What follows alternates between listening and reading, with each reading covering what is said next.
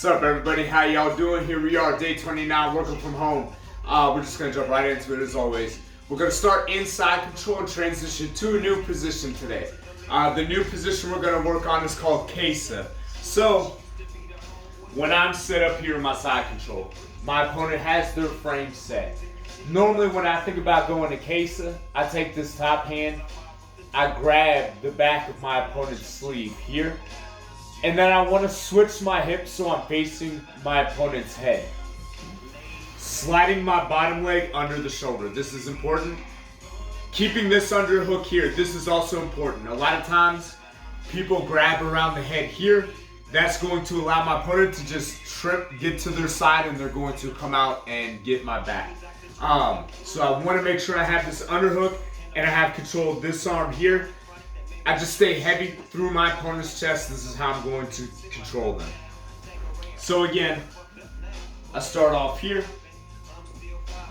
Even if my opponent's got their frame set, that's okay. Might be in a position where I'm here and I'm thinking about attacking, passing, but nothing. I can kind of tell they know everything I want to go for.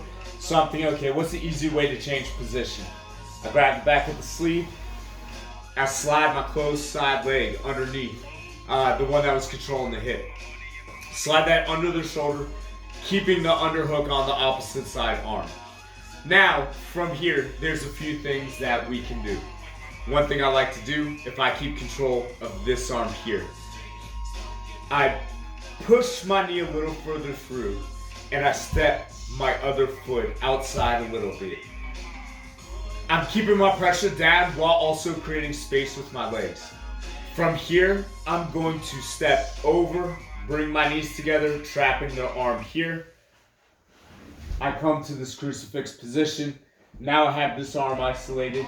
It's going to be very easy to just Americana, do lots of different attacks. The biggest thing being I have the arms separate and isolated. Their head is here too. Lots of different strokes for those of you who kind of already know a lot of these things. So I'm here, I sit through, scooping the arm up as I go, making sure I establish this underhook. Now from here, I push my knee through more first. I can't just be here and come here and then try to step over because there's now more space for them to slide their arm down. I need to make sure that I'm killing the space as I'm going to step over. Switch to my knees, and then I attack the arm from here. Boom.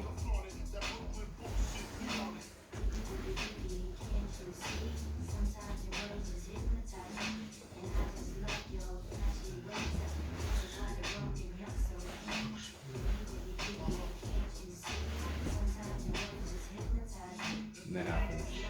So, not the only options, as always. One thing I like to do. I'm here. I get to the quesa position here. Now, let's say my opponent kind of knows a lot of things. They're keeping everything just super tight, very tight here. What I'm going to do is I'm going to take this outside leg. I keep this arm trapped here like this. I take this outside leg and I step it over my opponent's head. And I want to end up facing the ground just like this. What I'm going to do next is I take my other leg and I'm going to put my knee into my opponent's chest. It's going to allow me to sit back into the armbar. Here. And then I just sit back, controlling. My knees are already pinched together. Looky. Got it. Boom.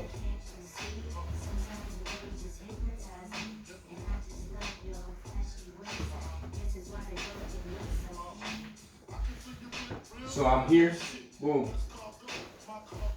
I establish quesa position. I take my outside leg. I keep control of this arm. I take my outside leg. I step over my opponent's head. Ideally, their head is going to be hooked here. Obviously, as you can see, I don't have the basketball today, but even so, it's probably too big to really simulate this. But my opponent's head ideally is going to be tucked into my hamstring here. I just keep this arm kind of tucked in. I like to keep my grip, as always, between the elbow and the shoulder.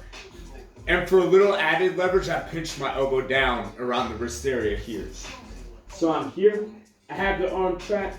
At this point, I set a little more weight into my left knee to set my right one up and sit back and finish the arm bar.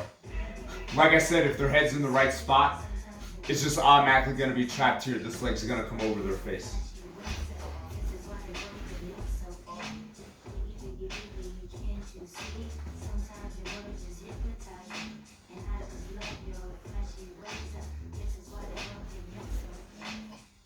Boom.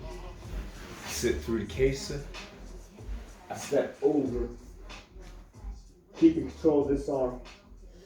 I shift my weight to my left knee to step my right knee onto the chest. Then I sit back. Boom. Alright, that's going to be it for today. Yet another new position, but another one that's going to open up lots of different possibilities. If you already know a lot of these positions, you kind of know you can use quesa to open up, maybe potentially passing to other things as well. As always, hit subscribe. Hit me up with any questions you have, any techniques that you want to go over. Thanks as always. Just a little update. No idea what's going on like everybody else with all this stuff. Don't know when we'll get back to the gym and be able to do jiu-jitsu again. But also part of the reason why I keep doing this. I know it's like kind of silly to think like, oh, I'm practicing with pillows. You probably feel stupid, but who cares? There's lots of people I know who are trained that aren't doing anything right now.